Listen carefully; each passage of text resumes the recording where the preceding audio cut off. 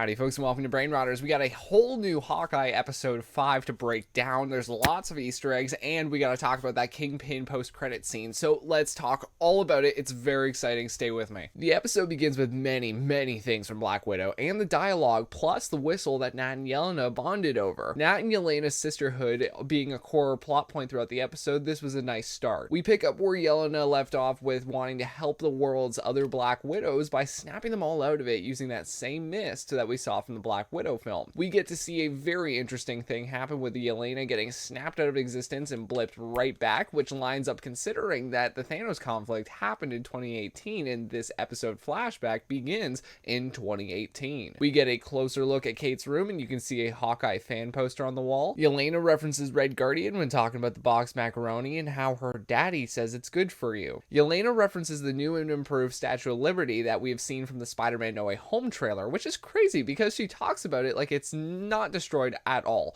So it makes me think that Hawkeye does in fact take place before Spider-Man No Way Home when the Liberty statue is still together. She also says how she wants to see the Rockefeller Center. We of course know that the finale takes place in the Rockefeller Center. Yelena says that Clint stayed to protect his reputation when we know that throughout the whole series he has literally dismissed everyone who calls him a hero, including Kate. So in actuality he did stay to protect Kate, and by finally putting to bed the tracksuit mess, not to protect any good reputation that he thinks he has, because he doesn't think he has one.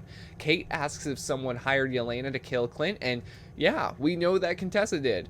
As Hawkeye is talking to the memorial, you can hear the same kind of theme music that is played when Nat died on Vormir. We get this little look over the shoulder that Clint does in the uniform. You can see how it is synonymous with how he looked at Black Widow the same way in Endgame. Hey, you made this far, you might as well subscribe if you're new to Brain Rotters, as well as hitting that bell for notifications so you don't miss another video just like this one as well. God bless. We gotta talk about this episode 5 ending with KINGPIN finally coming to the MCU from the Daredevil show, and he's played by Vincent D'Onofrio. Now, it's important to note something really quickly. The Netflix shows are said to not be a part of the MCU, and I know that the shows had MCU integrations, but Feige a few years ago spoke about not making Marvel television canon to the MCU because the simple fact is that he wasn't a part of the creative vision that went into those shows. So when he adapts them into the MCU, they will be new iterations of the characters with new experiences. So this MCU KINGPIN could have still had a past with Daredevil, but it won't be what we saw in the Daredevil show. I do find it interesting though that KINGPIN looks exactly the same way as we left him in season 3 of Daredevil with the full white suit.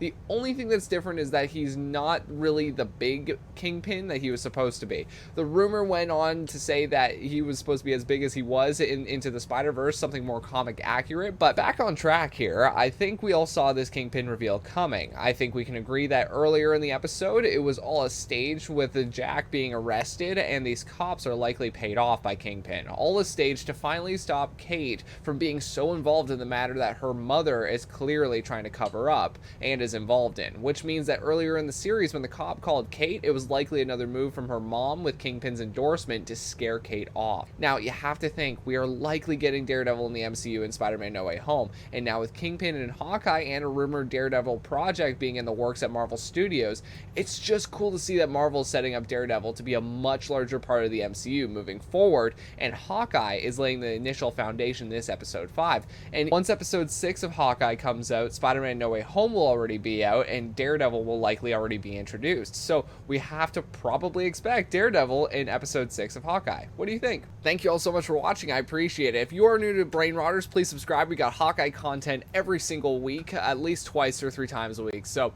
enjoy. Thank you all so much for watching. I appreciate it. God bless.